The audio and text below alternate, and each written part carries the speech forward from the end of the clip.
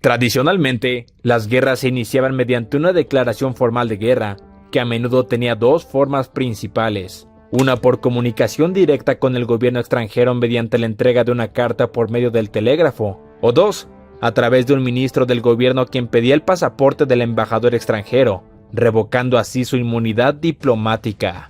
No obstante, desde la Segunda Guerra Mundial ha habido muy pocas declaraciones formales de guerra, y de hecho, ninguna por las principales potencias mundiales, lo que hace que nos preguntemos, ¿por qué las naciones dejaron de declarar formalmente la guerra?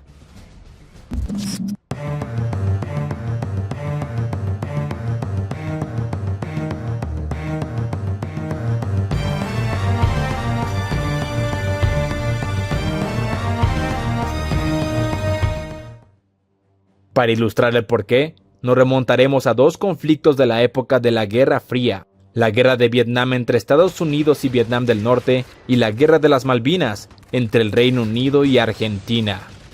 Cabe resaltar que las razones generales por las que en estos conflictos no existieron declaraciones de guerra pueden aplicarse también a la mayoría de los demás conflictos. Ahora bien, la primera gran diferencia entre el orden mundial previo a la Segunda Guerra Mundial es que después de esta ya había sido establecido un nuevo marco internacional.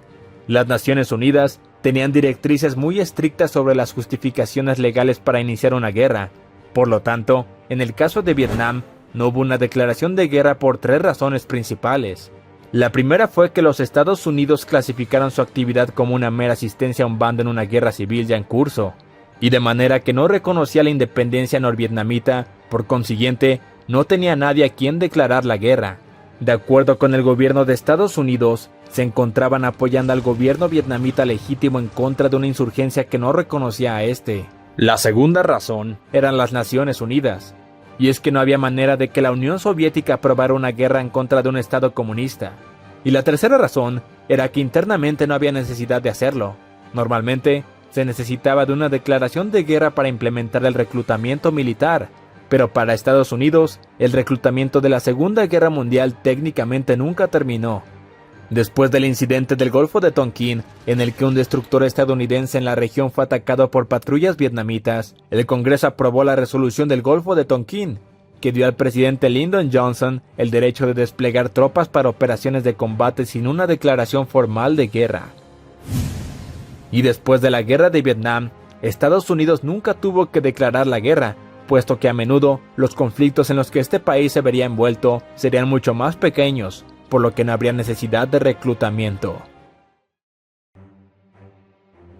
Pero, ¿qué hay de la Guerra de las Malvinas? ¿Por qué Margaret Thatcher no le declaró la guerra a Argentina en 1982?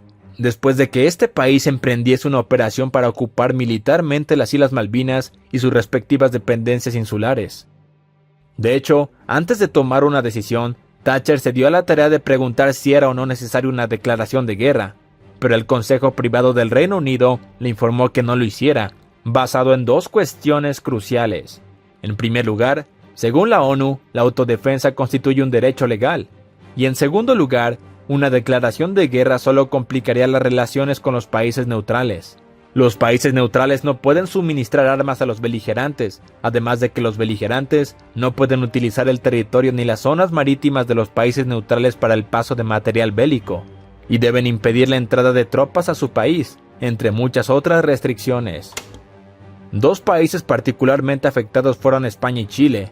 España se oponía a la guerra, pero tenía cierta simpatía por la posición argentina, y dada la ubicación de Gibraltar, los buques de guerra británicos que entraran en aguas españolas por accidente tendrían que ser detenidos, lo que podría amenazar la neutralidad española.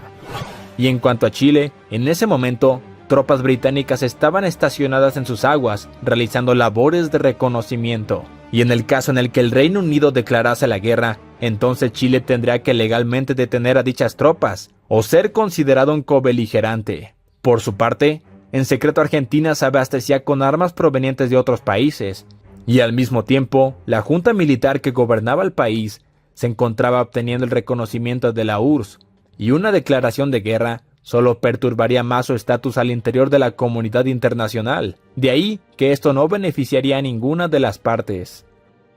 Las anteriores son las razones que determinaron por qué muchas naciones ya no necesitan declarar la guerra formalmente. Actualmente, las guerras son en su mayoría a pequeña escala, lo suficiente como para que las naciones prefieran evitar lidiar con el ajetreo de declarar formalmente una guerra. Además de que hoy en día, en contadas ocasiones 2 o más naciones se enfrentan directamente, en lo que podríamos llamar una guerra convencional.